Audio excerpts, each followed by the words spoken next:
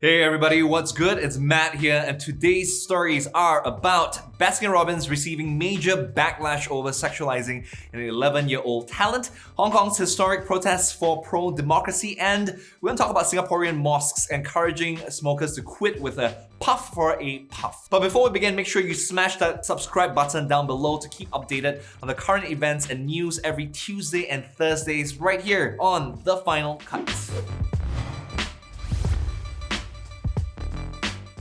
Who hasn't heard about Baskin Robbins? This new video ad by Baskin Robbins is splitting the internet into two camps. Okay, on one hand, there are people who think that the ad over-sexualizes this child actor, and on the other hand, people who think that it doesn't. But let me play the ad for you and you can be the judge.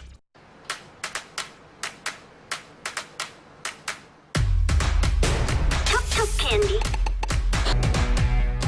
Milk. 이런 여름은 처음이야. Tok summer.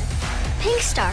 Baskin Robbins. Guys, the child in the video, her name is Ella Gross, and let's get this straight, she is a child model herself. She is super popular for sharing personal and professional modeling photos, and she's also modeled for Abercrombie as well as Vogue Korea, both of which are pretty huge brands. Now back to the video. People are worried that the makeup and the clothes that she was wearing were intended to make her look older, and that her actions and expressions had sexual connotations to them. So let's check out some of the tweets that it's been getting. One person said, decorating a child like an adult woman makes real girls exposed to crime. This is obviously disgusting and you must take steps to delete this video. Here's another tweet. This person says, closing up makeup lips is typically sexual appeal in ads. She is 11 years old. It is so weird and disgusting. Well, in the other camp, people just don't really see it. They think it's a cute little fun ad that people will see what they want to see. Baskin Robbins themselves, they've taken down the ad. They say that she was wearing a normal amount of makeup for a child talent and that the clothes she was wearing are child brands that she actually models for. They also consulted the parents on how she was going to be portrayed in the ad.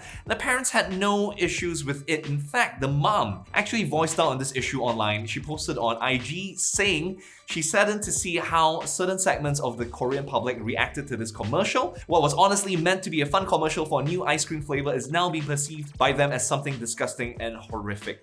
Now, to be fair to them though, the over-sexualization of children is actually a thing in the industry, right? It's even got a name for it, corporate pedophilia.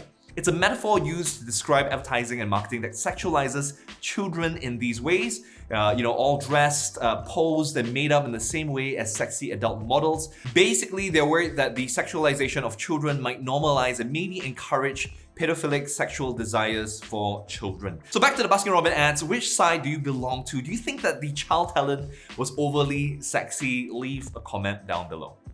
Pretty cool things that has been happening. Marvel Studios, they're having their 10 Years of Heroes exhibition in Pavilion, Kuala Lumpur until the 27th of October. Now tickets are going for 48 ringgit for adults. They're going to be featuring original artifacts, costumes, and so much more. Make sure you guys don't miss out on that. And on that note as well, Spider-Man Far From Home is now out on cinemas. If you guys haven't seen the Avengers Endgame yet, then I highly suggest for you guys to watch that first before seeing this. It's going to be pretty good, guys. All right, let's go on to the next story. The protests in Hong Kong. It's been gripping news headlines for weeks now. Most recently, it's about the protesters breaking into the Legislative Council complex. Here's a quick brief in case you're not up to date on what's going on. Hong Kong, they have this complicated relationship with China. They've been fighting for autonomy since it stopped being a British colony back in 1997. Now, Hong Kong has a chief executive as their elected leader. Now, that person is currently Carrie Lam. She's not elected by the people though. Yeah, I know. An election committee were the ones who appointed her in 2017, and basically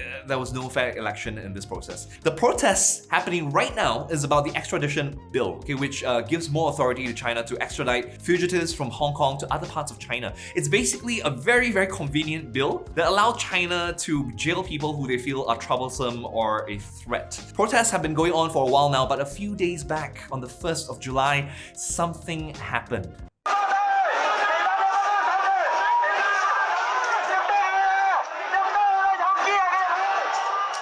Hundreds of protesters stormed the Hong Kong Legislative Council complex. They smashed through reinforced windows, they destroyed furniture, and they even defaced the walls. Now, Some wrote anti-extradition on chamber walls and others drew graffiti calling for Carrie Lam to step down. So on one hand, the protesters have been painted as being violent during the occupation.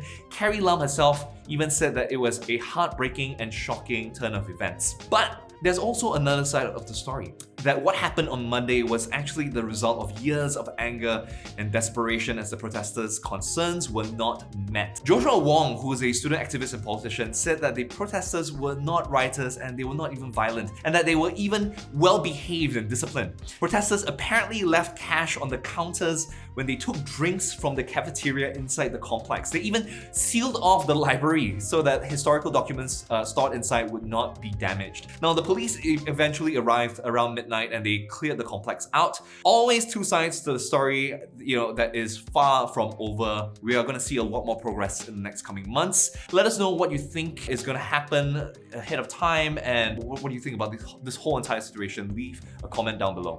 Let's talk about Singapore. Okay, Singapore, they're back at it again, trying to make the world a better place for non-smokers at the very least. 22 mosques in the country, they're taking part in this brand new campaign to help smokers quit smoking. So what you do is you give in 1 cigarette stick for 1 curry puff.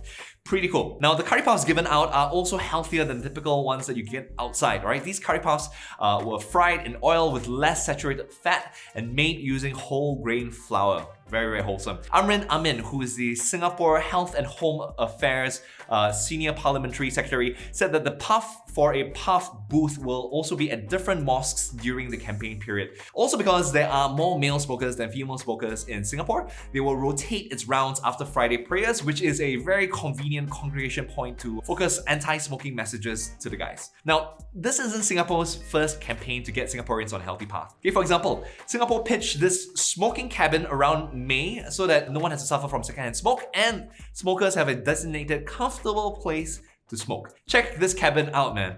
It traps the smoke inside the cubicle and then it sucks the smoke up into a filter, which then produces clean quality air, kind of like a recycling center. I'm legitly impressed, alright? Except for the fact that the design of the cubicle reminds me of one of those recycling boxes that we find at the side of the road. Ugh, not very good.